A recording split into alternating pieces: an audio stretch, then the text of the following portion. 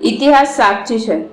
આ દુનિયામાં જ્યારે પણ કોઈએ નવો ઇતિહાસ લખ્યો છે ત્યારે કાં તો સિંહની ગર્જના કામ આવી છે, કાં તો વિજેતાઓની ધારદાર તલવાર. પણ 20મી સદીના ભારતમાં એક એવો મહાનાયક જન્મ્યો જેણે ન તો કોઈ તલવાર ઉપાડી, ન તો કોઈ સેના તૈયાર કરી, છતાં સદીઓ જૂની ગુલામીની જંજીરોને પડવારમાં તોડી નાખી. એ શસ્ત્ર ક્યું હતું ખબર છે? એ શસ્ત્ર હતું એક અડગ ધ્યેય અને એક ક્રાંતિકારી કલમ.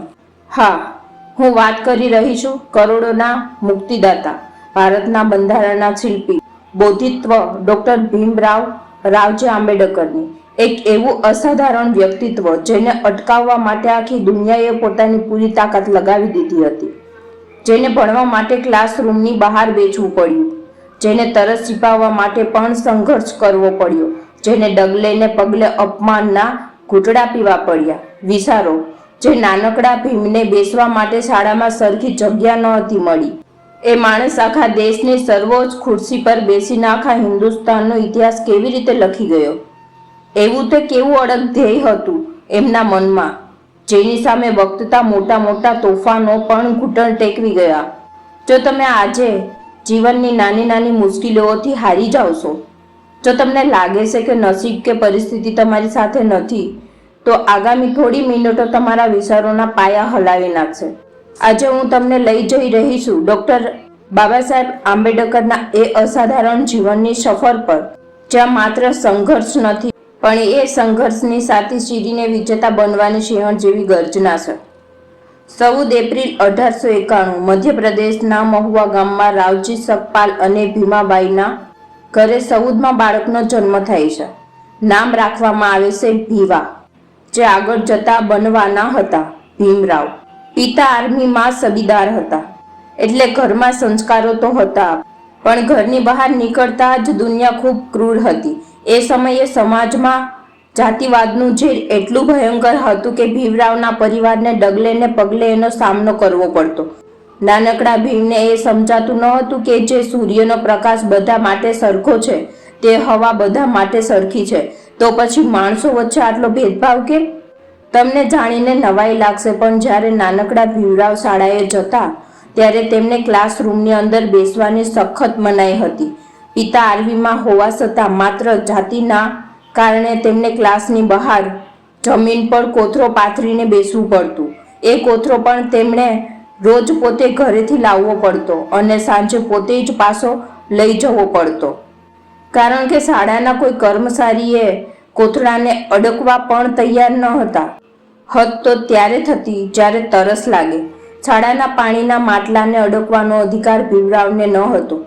શાળાનો પટ્ટાવાળો ઉપરથી પાણી રેડે અને ભીમરાવ ખોબો ધરીને પાણી પીએ, અને જે દિવસે પટ્ટાવાળું રજા પર હોય તે દિવસે ભીમરાવે આખો દિવસ તરસ્યા બેસી રહેવું પડતું. બાબા સાહેબે પાછળથી પોતાની આત્મકથામાં પથ્થર પણ પીગળી જાય તેવા શબ્દોમાં લખ્યું હતું, નો પિયન નો વોટર. પણ આ અપમાને ભીમરાવને તોડ્યા નહીં. આ અપમાને તેમની અંદર એક એવી ક્રાંતિની આગ લગાવી દીધી જેણે ભવિષ્યના મહાનાયકનું નિર્માણ કર્યું. તેમણે નાનપણમાં જ નક્કી કરી લીધું કે જે વ્યવસ્થા મને પાણી પીતા રોકે છે, જે વ્યવસ્થા મને માણસ નથી ગણતી, એ વ્યવસ્થાને હું મારી બુદ્ધિ અને શિક્ષણના દમ પર જ બદલીને જંપીશ. આ એક ક્ષણ હતી જ્યારે બાબા સાહેબના જીવનના એકમાત્ર ધ્યેયનો જન્મ થયો હતો. બાબા સાહેબ હંમેશા એક વાત કહેતા, શિક્ષણ એ સિંહણનું દૂધ છે અને જે એને પીશે એ ગર્જના કરશે જ. તેમણે બહુ નાની ઉંમરે સમજી લીધું હતું કે જો સદીઓ જૂની ગુલામી સામે લડવું હોય તો શારીરિક તાકાત કે હથિયારો કામ નહીં આવે, તમારી પાસે જ્ઞાનનું હથિયાર જોઈશે. મુંબઈની એલ્ફિન્સ્ટન હાઈસ્કૂલમાંથી મેટ્રિક પાસ કરનાર તેઓ પોતાના આખા સમાજના પ્રથમ વિદ્યાર્થી બન્યા. તેમની આ અસાધારણ પ્રતિભા જોઈને વડોદરાના મહારાજા સયાજીરાવ ગાયકવાડે તેમને સ્કોલરશીપ આપી અને ઉચ્ચ અભ્યાસ માટે અમેરિકાની કોલંબિયા યુનિવર્સિટીમાં મોકલ્યા.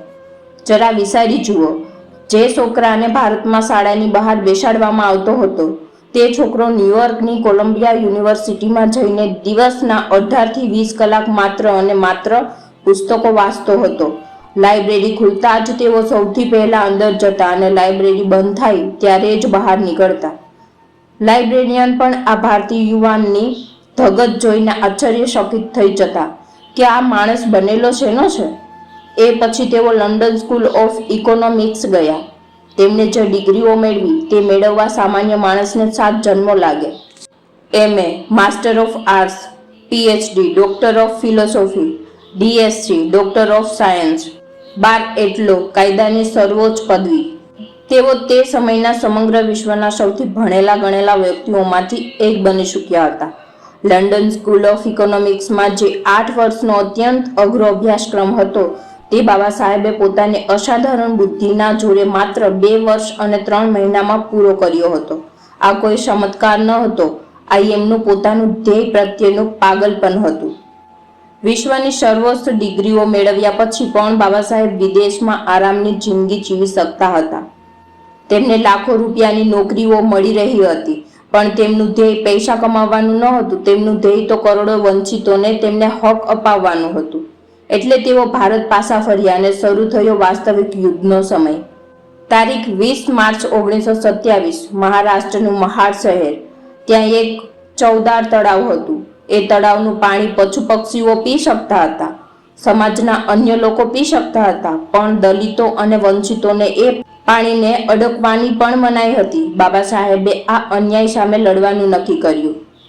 હજારો લોકોની મેદની સાથે બાબા સાહેબે તળાવ તરફ આગળ વધ્યા. વિરોધીઓએ ડર બતાવ્યો, હુમલાની ધમકીઓ આપી, પણ જેનું ધ્યેય અડગ હોય એ સિંહ ક્યારેય પાછો પગ નથી કરતો. બાબા સાહેબ તળાવની સીડીઓ ઉતર્યા, ઝૂક્યા અને પોતાના હાથની અંજલીમાં એ પાણી લીધું. જેમ જ બાબા સાહેબે પાણીને સ્પર્શ કર્યો, સદીઓ જૂની અસમાનતાની દિવાલો ધ્રુજી ઉઠી. એ કોઈ સામાન્ય પાણી પીવાનો સત્યાગ્રહ ન હતો, એ માણસને માણસ હોવાનો અધિકાર અપાવવાની ક્રાંતિની શરૂઆત હતી. મિત્રો, જ્યારે આપણે કોઈ સફળ વ્યક્તિને જોઈએ છીએ ત્યારે આપણને માત્ર એમની સફળતા દેખાય છે, પણ એ સફળતા પાછળ કેટલું લોહી અને આંસુ વહ્યા છે એ કોઈ નથી જોતું. બાબા સાહેબ જ્યારે કરોડો લોકોના હક માટે લડી રહ્યા હતા ત્યારે તેમના પોતાના ઘરની સ્થિતિ પથ્થર દિલના માણસને પણ રડાવી દે તેવી હતી. બાબા સાહેબના લગ્ન ખૂબ જ નાની ઉંમરે માતા રમાબાઈ સાથે થયા હતા. જ્યારે બાબા સાહેબ વિદેશમાં ભણી રહ્યા હતા ત્યારે માતા રમાબાઈએ અહીં ભારતમાં અસહ્ય ગરીબી વેઠી હતી, પણ ઘર ચલાવવા માટે પૈસા ન હતા, ખાવા માટે અનાજનો દાણો ન હતો. છતાં રમાબાઈએ ક્યારેય બાબા સાહેબને પોતાની તકલીફો ન જણાવી, કારણ કે તેઓ જાણતા હતા કે તેમના પતિ માત્ર પરિવાર માટે નહીં પણ આખા દેશના કલ્યાણ માટે ભણી રહ્યા છીએ. પણ નીતિ ખૂબ ક્રૂર હતી. યોગ્ય સારવાર અને પૈસાના અભાવે બાબા સાહેબના 5 સંતાનોમાંથી 4 સંતાનો યશવંત સિવાયના તમામ એક પછી એક નાની ઉંમરે મૃત્યુ પામ્યા. જરા કલ્પના કરી જુઓ એ પિતાની, જે આખા દેશના ભવિષ્યને સવારવા નીકળ્યો હતો પણ પોતાના કાળજાના ટુકડા જેવા બાળકોને બસાવી ન શક્યો. જ્યારે તેમના પુત્ર ગંગાધરનું અવસાન થયું ત્યારે કફન ખરીદવા માટે પણ ઘરમાં પૈસા ન હતા. ત્યારે માતા રમાબાઈએ પોતાની સાડીનો છેડો ફાડીને બાળકનો દેહ ઢાંકવો પડ્યો હતો. અને એક દિવસ એવો પણ આવ્યો જ્યારે લાંબી બીમારી બાદ માતા રમાબાઈ પણ બાબા સાહેબનો સાથ છોડીને હંમેશા માટે ચાલ્યા ગયા. બાબા સાહેબ અંદરથી સાવ તૂટી ગયા હતા. તેઓ કલાકો સુધી બાળકની જેમ રડ્યા હતા, પણ જેમનું ધ્યેય અડગ હોય ને એ પોતાના અંગત દુઃખની રાખમાંથી પણ ફરીથી બેઠા થાય છે. બાબા સાહેબે પોતાના આંસુ લૂછ્યા અને વિચાર્યું કે ભલે આજે મારા 4 બાળકો નથી રહ્યા, પણ આ દેશના કરોડો વંચિત અને અનાથ બાળકો મારું જ તો પરિવાર છે. પોતાના પરિવારનું બલિદાન આપીને જેમણે આખા દેશને પોતાનો પરિવાર માન્યો, એવા હતા આપણા બાબા સાહેબ. હવે સમય આવ્યો હતો સત્તાના ગલિયારાઓમાં વંચિતોને અવાજ બુલંદ કરવાનો. 1930ના દાયકામાં લંડનમાં ગોળમેજી પરિષદો યોજાઈ. અંગ્રેજો, રાજા રજવાડાઓ અને દેશના મોટા મોટા નેતાઓ ત્યાં હાજર હતા. એ ભીડમાં પણ 24 કેરેટ સોનાની જેમ ચમકતો એક જ અવાજ હતો, ડોક્ટર B.R. આંબેડકર. તેમણે અંગ્રેજોની સામે આંખમાં આંખ પરોવીને વંચિતો માટે અલગ મતદાર મંડળનો હક છીનવી લીધો. આ એક એવી ઐતિહાસિક જીત હતી જેનાથી દલિતોને દેશની રાજનીતિની છાવી મળી જવાની હતી. પણ દેશની પરિસ્થિતિ કંઈક અલગ વળાંક લઈ રહી હતી. ગાંધીજી આ નિર્ણયની વિરુદ્ધમાં હતા. તેમણે પુણેની યરવડા જેલમાં આ મરણ ઉપવાસ શરૂ કરી દીધા. આખા દેશમાં તણાવ વધી ગયો. દરેક વ્યક્તિ બાબા સાહેબ પર દબાણ લાવી રહી હતી. જો બાબા સાહેબ પોતાની જીદ પર અડગ રહે તો ગાંધીજીના પ્રાણ સંકટમાં મુકાય અને દેશમાં હિંસા ફાટી નીકળે. અને જો બાબા સાહેબની નમી જાય તો સદીઓમાંથી પીડાતા લોકોનો હક છીનવાઈ જાય. વિચારો, બાબા સાહેબના માથા પર કેટલું મોટું ધર્મ સંકટ હશે, પણ અહીં જ બાબા સાહેબે પોતાની રાજકીય કુશળતા અને દેશભક્તિનો પરિચય આપ્યો. 24 સપ્ટેમ્બર 1932ના રોજ પૂના પેક્ટ થયો. બાબા સાહેબે દેશની એકતા માટે મોટું દિલ રાખ્યું. અલગ મતદાર મંડળનો હક જતો કર્યો, પણ તેના બદલામાં વંચિતો માટે અનામત બેઠકો બમણી કરાવી દીધી. તેમણે સાબિત કરી દીધું કે તેઓ માત્ર પોતાના સમાજના નેતા ન હતા, તેઓ આખા હિન્દુસ્તાનનું ભલું ઈચ્છતા સાચા રાષ્ટ્રભક્ત હતા. 15 ઓગસ્ટ 1947 ભારત આઝાદ થયો. પણ આઝાદી પછી સૌથી મોટો સવાલ એ હતો કે આટલો મોટો દેશ, જેમાં હજારો જાતિઓ, સેંકડો ભાષાઓ અને વિવિધ ધર્મો છે, તે ચલાવશે કેવી રીતે? દેશને ચલાવવા માટે જોઈતું હતું એક એવું બંધારણ જે રાજા અને રંક, પુરુષ અને સ્ત્રી બધાને સમાન અધિકાર આપે. અને આ ઐતિહાસિક કામ માટે આખા દેશે કોના પર ભરોસો કર્યો? હા, એ જ વ્યક્તિ પર, જેને ક્યારેય શાળાની બહાર બેસાડવામાં આવ્યો હતો. ડોક્ટર બાબા સાહેબ આંબેડકરને બંધારણની મુચદા સમિતિના અધ્યક્ષ બનાવવામાં આવ્યા હતા. બાબા સાહેબની તબિયત એ સમયે ખૂબ જ ખરાબ હતી. ડાયાબિટીસ અને પગના દુખાવાના કારણે તેઓ બરાબર ચાલી પણ નહોતા શકતા. સમિતિના અન્ય સભ્યો કાં તો બીમાર પડ્યા અથવા વિદેશ ચાલ્યા ગયા. આખા દેશનું વજન એકલા બાબા સાહેબના મજબૂત ખંભા પર આવી ગયું. તેમણે રાત દિવસ જોયા વગર દુનિયાના 60થી વધુ દેશોના બંધારણનો ઊંડો અભ્યાસ કર્યો અને 2 વર્ષ 11 મહિના અને 18 દિવસની અથાણું મહેનત પછી તેમણે દેશને વિશ્વનું સૌથી મોટું અને સર્વશ્રેષ્ઠ લેખિત બંધારણ સોંપ્યું. એક સ્ત્રી તરીકે આજે હું ગર્વથી કહી શકું છું કે ભારતીય નારીને આજે જે પણ હકો મળ્યા છે, પછી એ ભણવાનો અધિકાર હોય, નોકરી કરવાનો અધિકાર હોય, વોટ આપવાનો અધિકાર હોય કે સંપત્તિમાં હક હોય, એ બધું જ બાબા સાહેબે આપેલા હિન્દુ કોડ બિલ અને બંધારણની દેન છે.